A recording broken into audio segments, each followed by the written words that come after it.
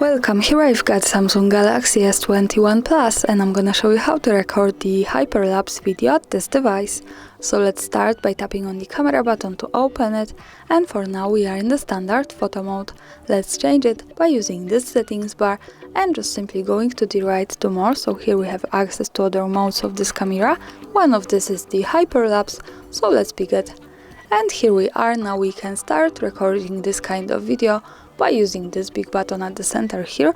So let me start to show you how it works. And this is my object. I'm going to move it slowly because the hyperlapse should speed up the original video.